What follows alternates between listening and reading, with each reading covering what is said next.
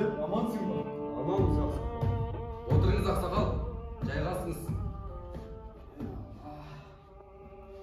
Ақсақал, қайдан жортып келе жатсыз? Өріс сызы жайлап, отты жерден елді ыстырып жатыр. Одан хабарларың бар ма? Ақсақал, жер кең ғой. Сыймасаңыздар, біздің ауылға көшіп келіңіздер. Қандай жейді бұл жерде? Оның үстіне ата-бабамыз қалдырған қалың орманын тастап қайда бармақпыз? Енді қай жерге қоныстанбақсыздар? Өзеннің қиырына барғанбыз. Бірақ ол жерде құдық жоқ екен. Келген мәселені сол. Еңсеп, саған қолға салып келдім. Құдық қазып бер. Астына не бересіз қария? Алпыс қой. Мен 100 кемге қазбаймын ақсақал. Қазсаң да, қазбасаң да, алпыс қойдың артында шама жоқ.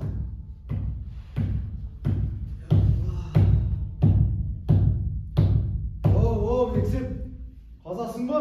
Әлде басқа құдықшы іздей берейін бе? Басқа жақта құдықшыңыз болса іздей беріңіз. Халық қинап жатқанда аңдайсудың қажеті жоқ қой. Еңсеп, халық барын береді да, жоғын көктен сұрайды ма? Ақсақал, мен өз еңбегімнің ақысын айттым. Ешкімнің үстінен күн көрейін деп отырғаным жоқ. Құдықшының да еңбегін бағалау керек. Кеше ғана сиыр шыққан келеді. Енді міне, көздің ниеті өсейін депті. Көріс шыққанша қазған байлығын қашанға жетер екен. Енді жерден шүкір көрмесін. Қақпастың көкілдеуін қарашы. Менің бала шағамды кім асырайды? Оның өмірі жүрсін деп, менің өмірім тоқтасын бе? Еңсеп, қарияның сөзін қайтесің. Несіне ренжисің? Барын беріп тұр да. Еңсеп, мына оқиғадан кейін екеуміз жұмыссыз қалмаймыз ба? Еламан. Не дегенмен ақсақал байлардың арасында беделді ғой. Осы мыңдаған шақырымға дейін үстіртте бірде-бір өзен жоқ. Жұмыссыз қалмаспыз. Еңсеп! Еңсеп! Жүр Еламан. Түскі шай дайын болды. Шайға келіңдер. Түскі шай дайын болды.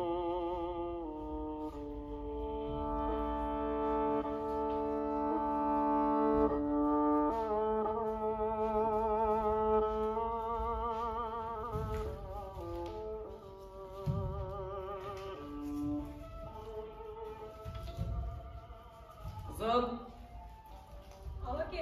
анау жатқан ағаштарды әкеліп берші.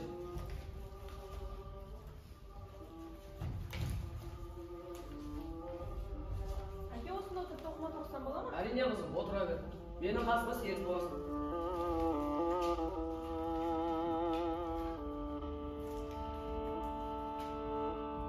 Амансың ба, қызым? Ассалаумағалейкум ақсақал. Уағалейкум ассалам. Ақсақал қайдан жортып келесің? Бұл қай баласы? Мен жақында бала шағаммен Өзбекстаннан көшіп келдім ақсақал. Алпақпын де. Балам, атам қазақ киіз үйдің алдын қоршамаушы еді. Мынаны не үшін салып жатсың? Ақсақал, қызым мен әйелім алаша тоқитын азын аулақ өнері бар еді. Мал кіріп жемін өскетіресін деп қоршап жатқаным ғой.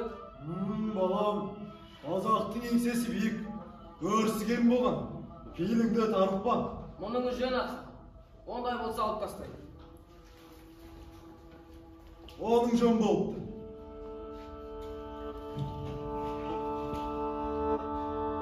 Қызым, сен барып шешеге көмектес. Шай дайындап бер. Ақсақал, үйге кіріп шай ішіңіз. Жоқ, шырақ. Шай ішетін жағдай жоқ. Олай дейтіндей не болып қалды ақсақал? Заман қурып бара жатыр. Адамдардың пейілі тарылып, қанағатсыздық билеп алған. Соншама өмірден түңілетіндей не болып қалды ақсақал?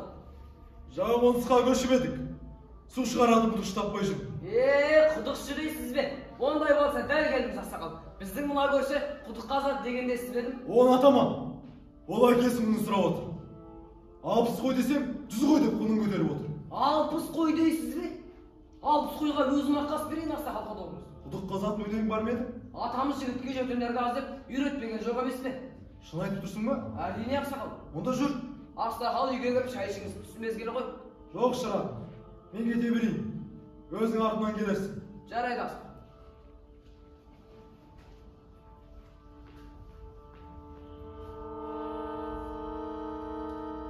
Еңсеп! Еңсеп! Еңсеп! Не болды, бәйбіше? Әне, сен кеше ғана құныңды көтеріп пұлданып отыр едің. Kеше ғана тел-тектеп көшіп келген әлгі қалпақ. Бала шағаның нәсібін алып кетті. Егер сен осылай күніге құныңды көтеріп, пұлдана беретін болсаң, ертең-ақ зардабын шегеміз. Содан кейін сен келген кісінің ер-тұрманына, шапанына қарайтын болсын. Ол шалдың ашасына қарап қалған ешкім жоқ.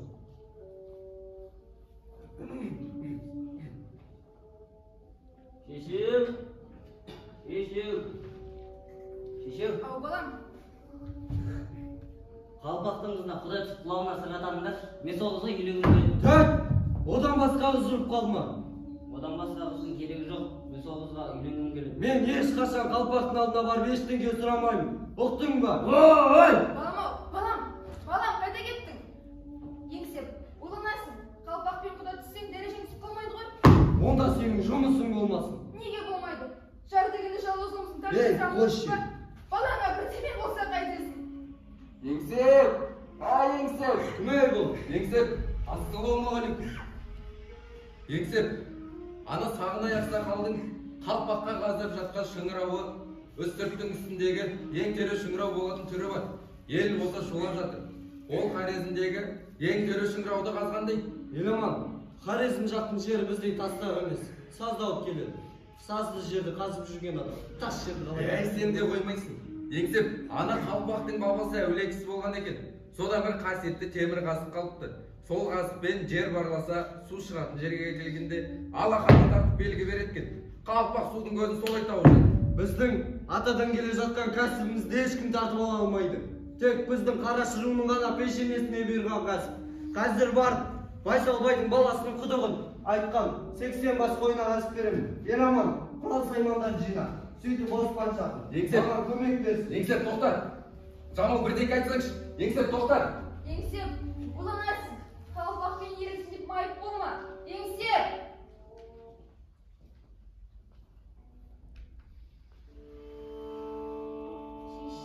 Шеше, әкем қайда кетіп бара жатыр? Әкең нәпақа табуға кетті қызым. Нәпақа деген не?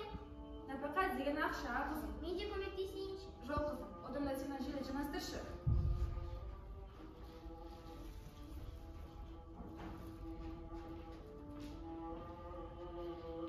Қызым, Ау, шеше. сен көкеңді шақыршы, малға су берсін. Көке. Шеше, көкен өзі келе жатыр.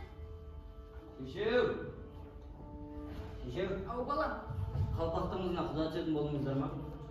балам, әкең сенің қалпақ қызына үйленгелі жатқаныңа еш қарсы емес. Тек әкеңнің де абыройын ойла. Алақырдан талай құдық қазып, талай байдың артын шығарған әкең кеше ғана көшіп келген әлгі қалпақ үшін тізесін бүгіп басын игісі келмейді. Ой, неге? Атадан қалған қу көкірек намыс жермейді балам. Енді мен не істеуім керек? Әкеңе уақыт бер. Үстіптегі ең сенің құдық қазуға кетті. Келген соң ханның қызына бесінде тартынбайды. Маған ханның қызын керек. Балам, Маған қалпақты керек. Оспан денесін. Еңсеп пе? Еңсеп не болды? Не болды? Өлді дейсің бе? Оспан сен не айтып тұрсың? Сені де түскер. Оспан сен не айтып тұрсың? Қалайша ол өлді? Сені де түскер.